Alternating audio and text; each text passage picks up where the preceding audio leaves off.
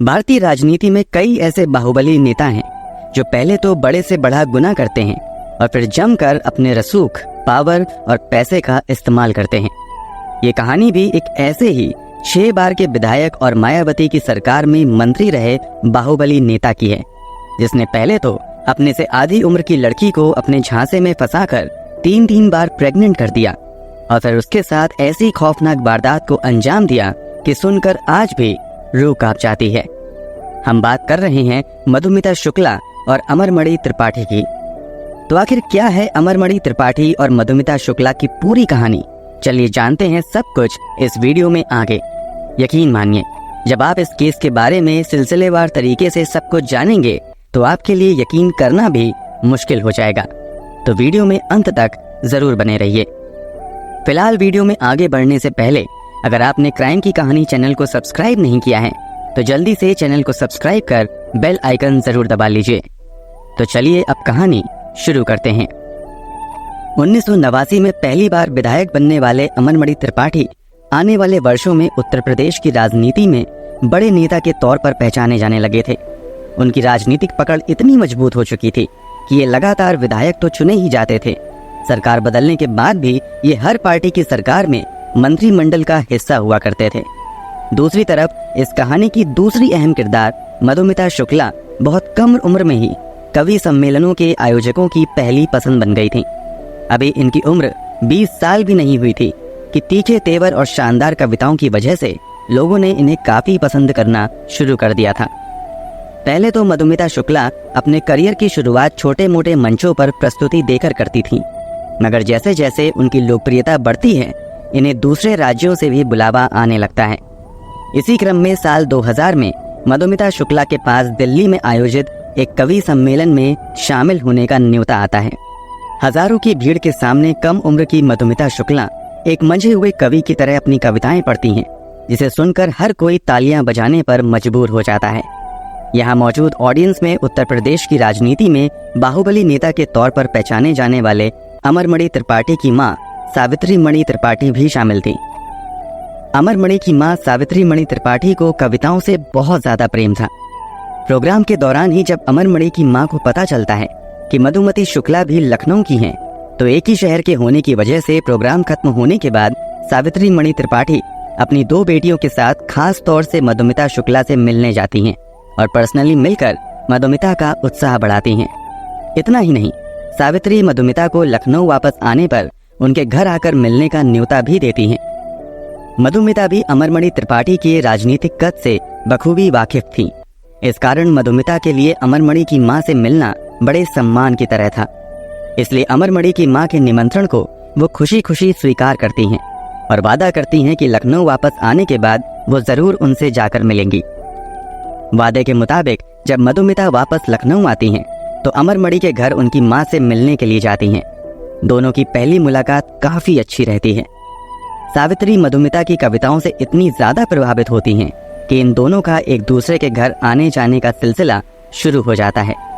इसी क्रम में जब एक दिन मधुमिता अमरमणि त्रिपाठी के घर आती हैं, तभी अमरमणि की नजर मधुमिता पर पड़ती है। अमरमणि भी पहले मधुमिता शुक्ला के बारे में कई बार सुन चुका था। इसके अलावा अमरमणि की माँ भी मधुमिता के बारे में कई बार अमरमणि से बात कर चुकी थी।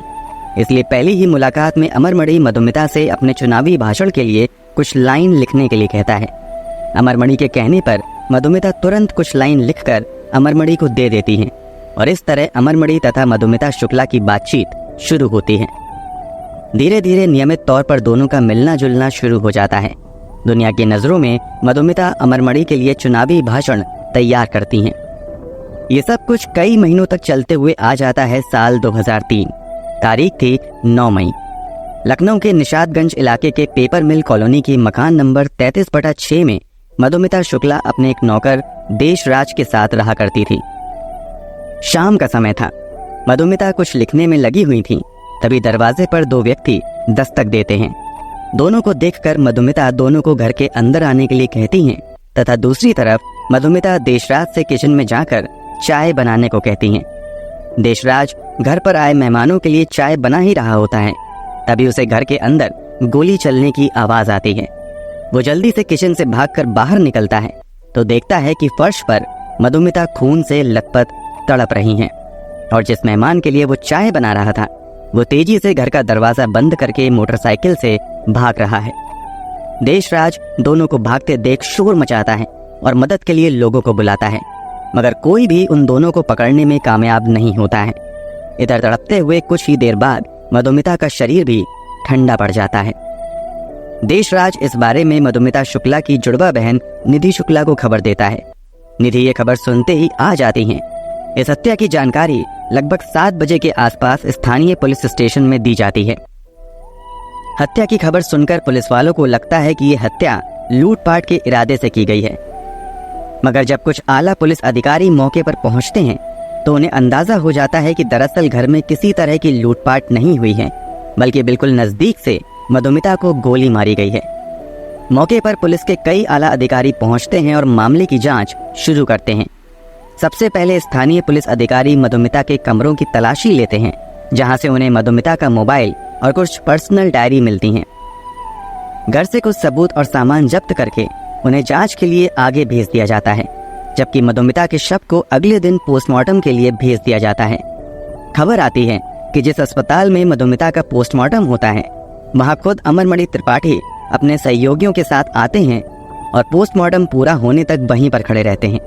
अमरमणि के ऐसा करने के पीछे की वजह तब ये बताई जाती है कि निजी तौर पर मधुमिता को अमरमणि की मां पसंद करती थी। इसके अलावा मधुमिता खुद भी अमरमणि के लिए काम किया करती थी, इसलिए अमरमणि परिवार की हिम्मत बढ़ाने के लिए पोस्टमार्टम रूम तक आते हैं।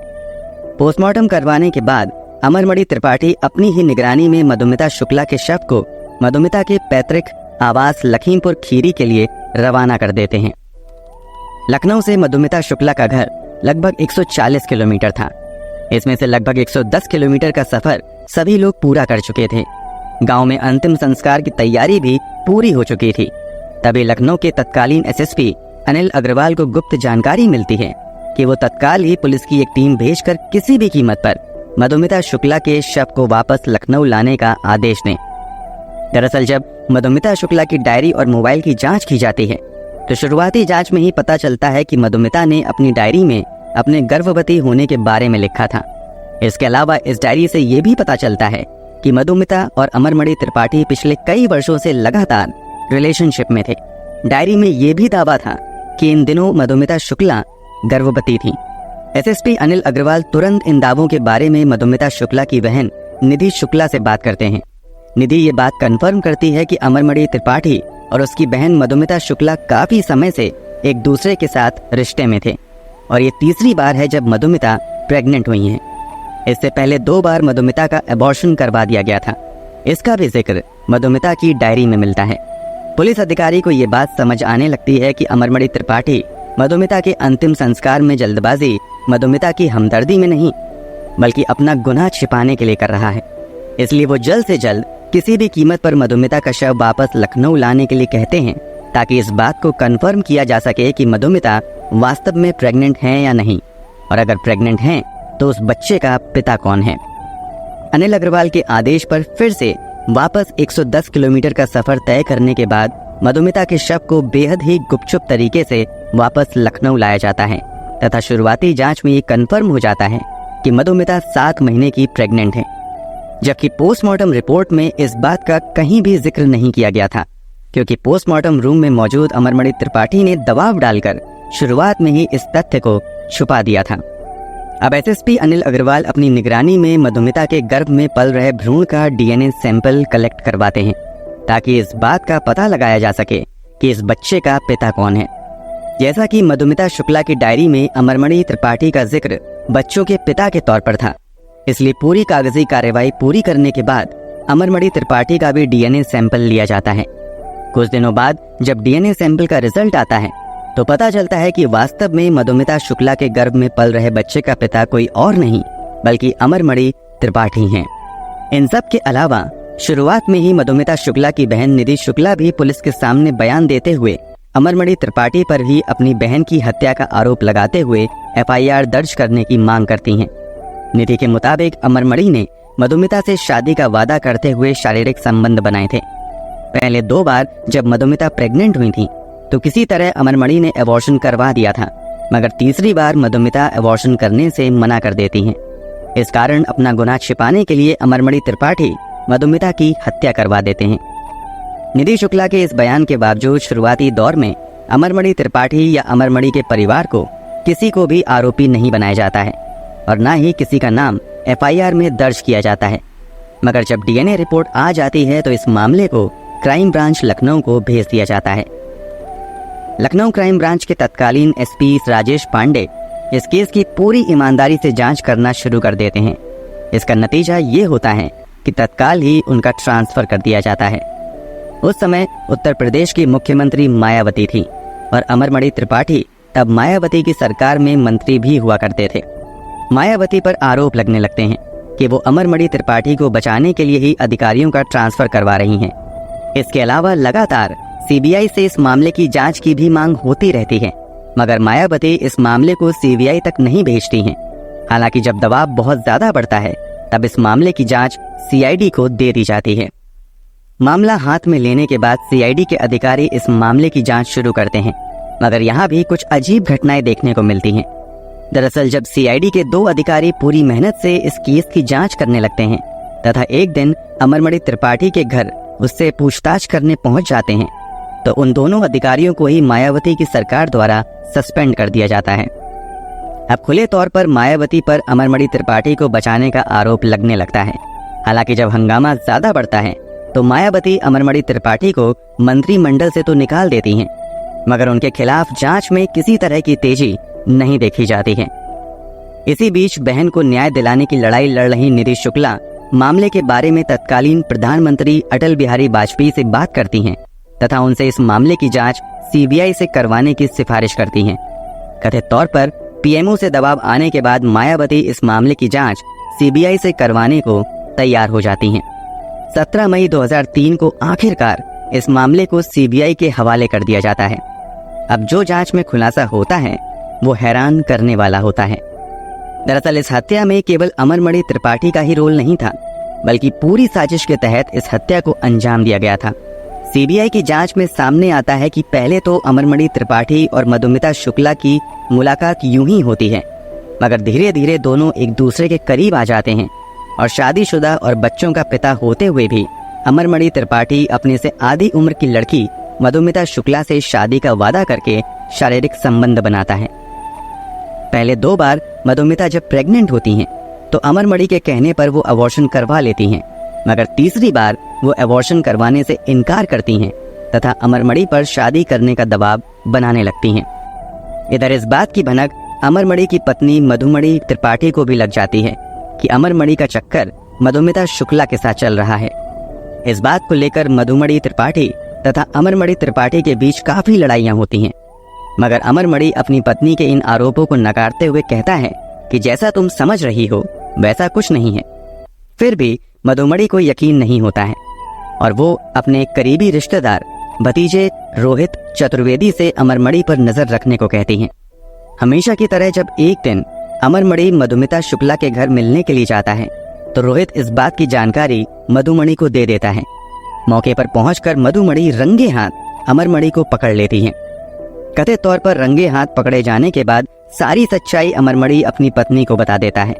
यहाँ पर मधुमणि कहती हैं कि अगर मधुमिता शुक्ला को रास्ते से हटा दिया जाए तो पूरी समस्या ही खत्म हो जाएगी। इसी के बाद मधुमिता के कत्ल को प्लान करने के लिए अमरमणि की पत्नी मधुमणि त्रिपाठी मार्च 2003 में रोहित से मिलती हैं। रोहित मधुमिता को खत्म करने का काम संतोष राय नाम के एक व्यक्ति को देता है। इस सिलसिले में संतोष राय, रोहित चतुर्वेदी और मधुमणि की मुलाकात भी होती है। इस मीटिंग में मधुमणि कहती हैं कि इस काम में जितना पैसा लगेगा वो देने को तैयार हैं, बस ये काम पूरी सफाई के साथ हो जाना चाहिए। इसी के बाद पूरी प्लानिंग के बाद फाइनली 9 मई 2003 को संतोष राय अपने एक और साथी प्रकाश पांडे के साथ मधुमिता के घर जाता है और पहले थोड़ी देर बात करने के बाद सीधे मधुमिता को गोली मारकर वहां से भाग जाता है। इस पूरे खुलासे के बाद 23 सितंबर 2003 को अमरमणि त्रिपाठी को गिरफ्तार कर लिया जाता है। वहीं इस मामले में संतोष राय, सत्य प्रकाश, प्रकाश पांडे, पप्पू, रोहित चतुर्वेदी, मधुमणि त्रिपाठी, अमरमणि त्रिपाठी तथा यज्ञ नारायण दीक्षित नाम के व्यक्ति को कत्ल का आरोपी बनाया जाता है। अमरमणि को गिरफ्तार तो कर लिया जाता है, मगर कुछ ही हफ्तों बाद उसे हाई कोर्ट से बेल भी मिल जाती है। इतना ही नहीं, इस पूरे मामले में जांच के दौरान पावर और पैसे का इस्तेमाल इतना ज्यादा होता है कि एक के बाद एक कई अहम गवाह मामले से मुकर जाते हैं। इसके अलावा केस को नया मोड़ देने की भी कोशिश की जाती है। अमरमणि त्रिपाठी पक्ष की ओर से फर्जी सबूत बनाते हुए ये दावा किया जाता है कि मधुमिता शुक्ला 2002 में ही IIT कानपुर के एक छात्र से शादी कर चुकी हैं, मगर आगे चलकर ये दावा झूठा साबित होता है। अमरमणि की तरफ से ये दिखाने की भी कोशिश की जाती है कि मधुमिता शुक्ला किसी और लड़के के साथ रिलेशनशिप में थी। इसके लिए BSNL के अधिकारियों के साथ मिलकर फर्जी CDR बनवाया जाता है तथा उसे सबूत के तौर पर कोर्ट में पेश किया जाता है, मगर आगे चलकर ये भी फर्जी साबित हो जाता है। भले ही एक के बाद एक फर्जी सबूत और गवाह फेल हो रहे थे, फिर भी अमरमणि त्रिपाठी पर आंच नहीं आती है और वो आजाद घूमता रहता है। इसी के बाद मधुमिता शुक्ला की बहन निधि शुक्ला केस को उत्तर प्रदेश के बाहर ट्रांसफर करने के लिए सुप्रीम कोर्ट में अपील करती हैं। सुप्रीम कोर्ट में मामले की सुनवाई होती है और इस पूरे मामले को उत्तराखंड ट्रांसफर कर दिया जाता है। अमरमणि त्रिपाठी की जमानत भी रद्द कर दी जाती है। फाइनली उत्तराखंड में इस मामले की सुनवाई शुरू होती है और अमरमणि त्रिपाठी पर लगाए गए सभी आरोप सही साबित होते हैं। इस कारण 24 अक्टूबर 2007 को इस मामले में अमरमणि त्रिपाठी और उसकी पत्नी मधुमणि त्रिपाठी समेत कुल 6 लोगों को दोषी करार दिया जाता है तथा सभी को उम्र कैद की सजा सुनाई जाती है। इसके बाद अमरमणि त्रिपाठी और उसकी पत्नी समेत बाकी आरोपी भी जेल में ही रहते हैं, मगर 2012 में इन सभी को उत्तराखंड की जेल से वापस गोरखपुर सेंट्रल जेल में ट्रांसफर कर दिया जाता है। कमाल की बात तो ये होती है कि उत्तर प्रदेश में वापस आते ही अमरमणि त्रिपाठी कुछ ही समय तक जेल में रहता है और उसके बाद बीमारी को आधार बनाकर खुद को BRD मेडिकल कॉलेज में ट्रांसफर करवा लेता है। मधुमणि त्रिपाठी भी बीमारी के आधार पर इस BRD मेडिकल कॉलेज के VIP वार्ड में भर्ती हो जाती हैं। 2013 में अखिलेश यादव की सरकार में अमरमणि त्रिपाठी और दूसरे आरोपी सरकार से जेल से रिहा करने का अनुरोध करते हैं, मगर अखिलेश यादव की सरकार द्वारा इस मांग को नकार दिया जाता है। इस कारण अमरमणि त्रिपाठी कभी जेल तो कभी अस्पताल में ही रहता है। आपको जानकर हैरानी होगी कि 2023 तक अमरमणि त्रिपाठी अस्पताल और जेल में ही रहता है, मगर 2023 के अगस्त महीने में उत्तर प्रदेश की योगी आदित्यनाथ की सरकार ने अच्छे व्यवहार के आधार पर अमरमणि त्रिपाठी और उसकी पत्नी को आखिरकार जेल से रिहा कर दिया। अब दोनों आजादी के साथ अपनी जिंदगी जी रहे हैं। दूसरी तरफ मधुमिता शुक्ला की बहन निधि शुक्ला आज भी इंसाफ की लड़ाई लड़ रही हैं। दोस्तों, इस पूरे मामले पर आप क्या कहना चाहेंगे? कमेंट बॉक्स में जरूर बताएं। अगर आपको हमारी मेहनत पसंद आई हो तो इस वीडियो को लाइक करते हुए शेयर जरूर करें। अगर आपने अब तक क्राइम की कहानी चैनल को सब्सक्राइब नहीं किया है तो जल्दी से चैनल को सब्सक्राइब कर बेल आइकन जरूर दबाएं। ऐसे ही अपराध की दुनिया से जुड़ी कहानियों के लिए हमारे साथ जुड़े रहें। धन्यवाद।